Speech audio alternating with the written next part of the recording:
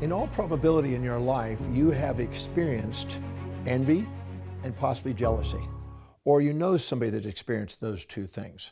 Or you've been in a relationship with somebody that's experiencing those two things. I'd like to address exactly that. What is envy? What is jealousy? And how you can actually use them in a constructive way.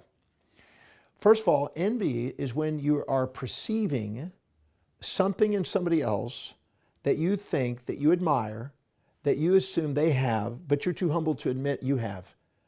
It's not that you're missing it, you're not honoring and recognizing it in yourself. So you assume they have something you don't, and so you therefore minimize you, exaggerate them, and envy what they have because you think they have a better deal than you do. Now, in fact, that's not always the case, but that's how you perceive it, and your reality is based on what you're perceiving. Jealousy, on the other hand, is now you are having somebody or yourself jealous of somebody because you're afraid that somebody could take away something you want. Let's get an example. Let's say you are dating a guy or a gal that you are infatuated with and you wish you could be hold on to them. You're afraid of losing them. And now you see somebody that you think has something you don't. And they could draw the attention to the person that you want to have your relationship with.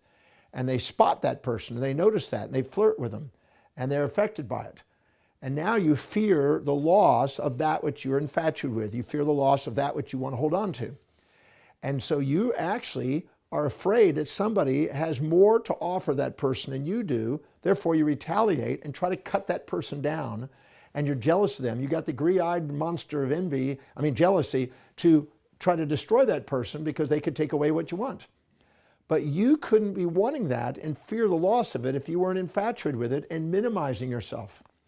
If you're equal in power and you're not playing underdog and you really know that you have what they have, if somebody comes along, you're not threatened by it.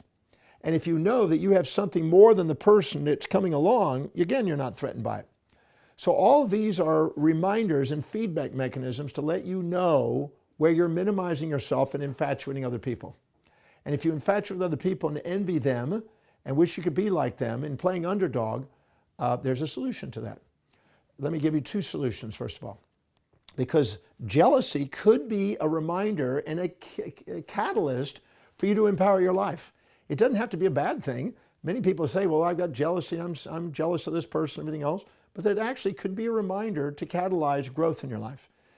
So if you see somebody that you look up to and you admire and you envy and you wish you had what they had, well, the wisest thing to do is to ask yourself, where and when do you display or demonstrate or have what you perceive them having?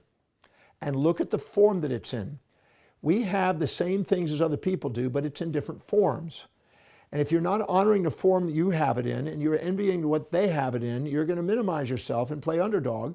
And you're now afraid of losing that connection, and you could be vulnerable to jealousy.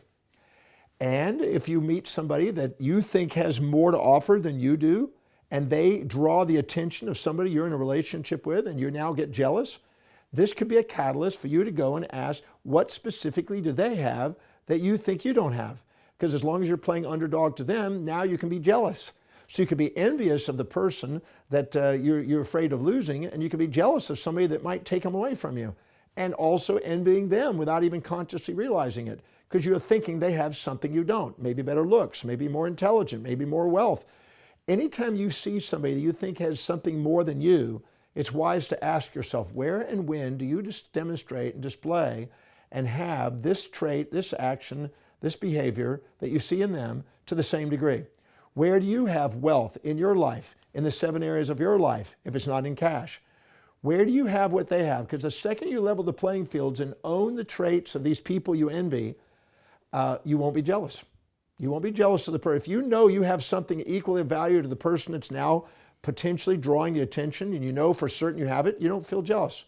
You realize that you have something to offer, and if that person's not recognizing it, if they go off with somebody else, you're not frightened of losing them.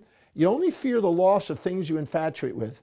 If you resent the person, you don't fear their loss. If you love the person, you feel their presence. But if you infatuate them, now you're going to feel their loss. So if you're minimizing yourself to somebody and envying them and then be also minimizing yourself to somebody who can threateningly take them from you, you're an underdog. And this is a catalyst for you to empower your life and to discover things that you've missed in your life and not aware of in your life. I always say that at the level of the soul, nothing's missing in us. At the level of the senses, things appear to be missing in us. As long as we actually act as if there's something missing in us, we're going to play underdog and we're going to be vulnerable to envy and jealousy. But if we go and take the people that we admire and find out what they have and own it 100%, quantitatively, qualitatively, the same degree, and I assure you this is doable because I've been doing it on 80,000 people over the last 29 years, and everything you can see in others you have inside you, but it's in a different form. You got to honor the form yours is in and not exaggerate the form theirs is in. And once you do, you calm yourself down for both envy and jealousy. But envy and jealousy can be a catalyst for you to empower your life and to realize what you're not honoring in yourself. And the more you value it in yourself and recognize it in yourself, the more the world will. When you empower you, the world sees your power. When you value yourself, the world values you too. And when you realize nothing's missing in you, the world around you sees you having something to offer and nothing missing in you. So use envy and jealousy as a catalyst to do something to empower your life. If you do, you won't be having people on the outside run what you would love to do on the inside. Thank you for joining me for this presentation today.